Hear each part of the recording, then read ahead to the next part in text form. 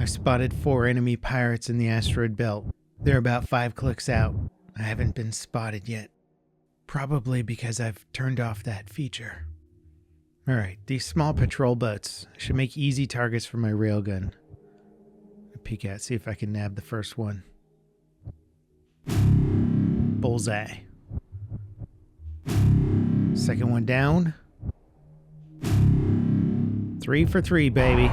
Alright, let's switch it up for the 4th one. Let's test out these new and improved close-in weapon systems. Woo!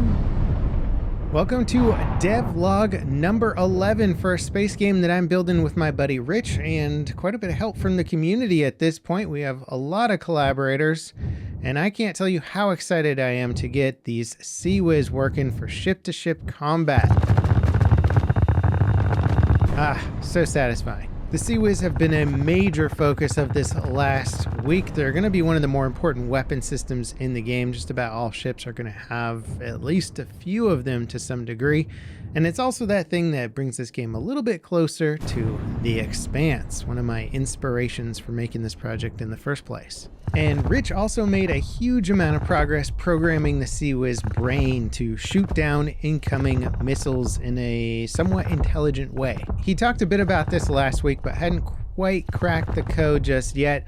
Well, he did for the most part, and now the turrets are sort of engaging the targets that they should be. The system is not yet perfect. We still have issues with the shots actually hitting the targets because we are physically simulating the impacts as opposed to faking it for now. But we got some ideas about how to sort of refine the system and make it a bit more consistent. We've also got a new sound guy helping out with some of the audio effects in the game. He goes by Panzer V1. And he's been working with me to get some shot and impact sounds and spin-up sounds for the CIWS system, so that we have a spin-up for each gun, firing sounds, and impact sounds, along with some other stuff that's coming probably in a future devlog. Check him out on Twitter. I'm going to link it in the video description. He does really cool sound remasters of like epic action scenes from movies and stuff, and they sound incredible. Now, I'm personally finding some of this new MetaSound design in Unreal Engine 5 extremely interesting. This right here is basically the sound graph for how a CIWS functions. So here we've got the spin up. So that's a trigger that I'll send over to Rich, or Rich will access in his blueprint when he wants to start a CIWS spinning. And shortly after, we'll start the fire.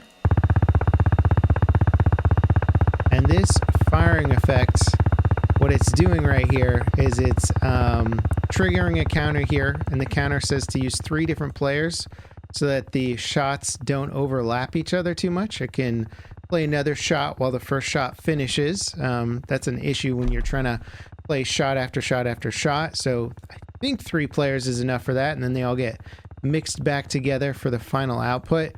But it's not just doing that, it's also pulling from a random shot array here, and this is actually what Panzer V1 made me, was 6 different shot sounds that are pulled at random, and we're throwing a little bit of a pitch shift onto each shot as well. So it's not just 6 shots at random, it's 6 shots each with getting randomized pitch shifts on them. So in effect, it's I don't know how many shots, 100, quite a lot of variety getting mixed in there to try and create less of a sense of looping. And I think it sounds good.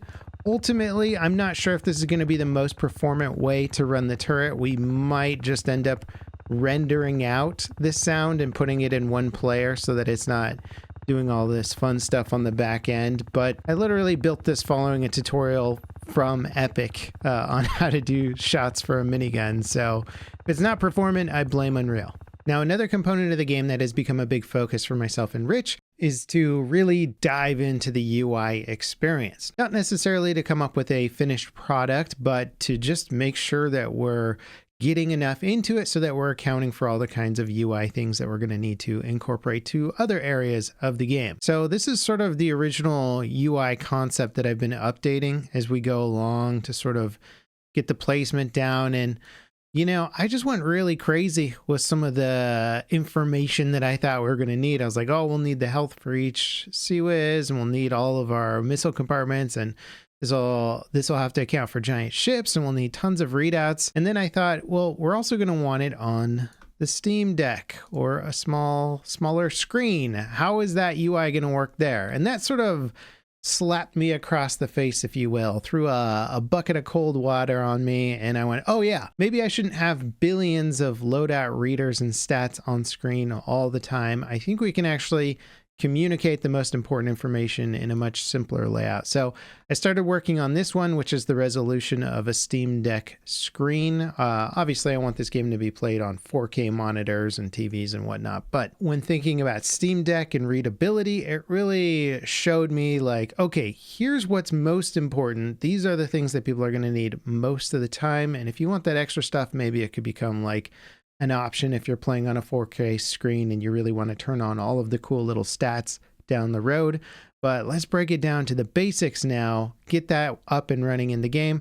And so that's what I've got here with weapon swapping, a little bit of controls next to it, showing you what buttons you need to press to activate systems. Before, I had a giant readout on like, you know, modules, armaments, cargo scanned, relative velocity, actual velocity, all these other things that, you know, are useful, but maybe not the most useful to need right in combat. We can handle those in a different way if we need to. So this week has been a lot of fun, just primarily working on CIWS stuff, whether it's the effects, the sounds, the logic behind it, some of the nuanced parameters. We've got a ways to go with that, but it is, again, going to be one of the core systems for the game.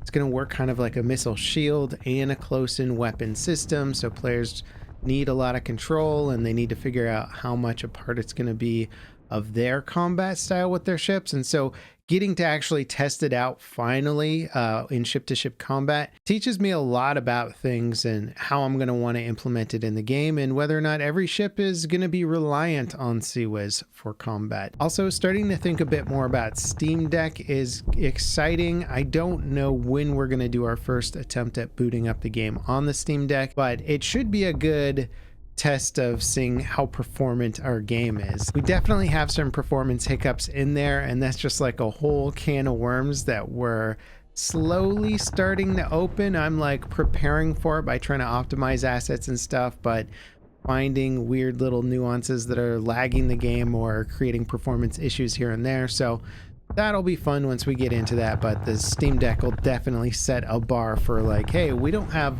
much more CPU or GPU power than this. Can you get your game running on that? Hopefully we can. Now, hopefully we'll have a bunch more progress with the UI actually in game next week to show off some new UI concept stuff. I'm working on a trailer on the back end. We've got our Peter from Australia, our music guy, working on a song for the trailer, which is exciting. And then we got some new guys working on some asteroids for us, create us new types of asteroids and even asteroid bases and stuff. And I'm really excited to start ingesting some of those assets into the levels and try them out, but we're not quite there yet. So hopefully next devlog we'll have some more of that stuff to show you guys. Rich says hi, by the way. He usually has a little cameo in these videos talking about some of the inner workings of the engine, but most of what he worked on this week was what he was talking about last week as well, the CIWS brain stuff, all that big brain coding that has to go on behind the scenes to make these cute little spaceship games work. I hope you guys enjoyed devlog number 11. We're 2.5 months into development now. Come join our Discord to follow along the progress more closely and give us ideas. There's a link for it in the video description. If you enjoyed the video, leave us a like, subscribe for more content like this, ding that notification bell to beat the YouTube algorithm with me, and up next, check out the original concept video for this game and see if we're staying on course with what our original plan was. As always, guys, thanks so much for watching, and I'll see you next time. This is Level Cap, signing off.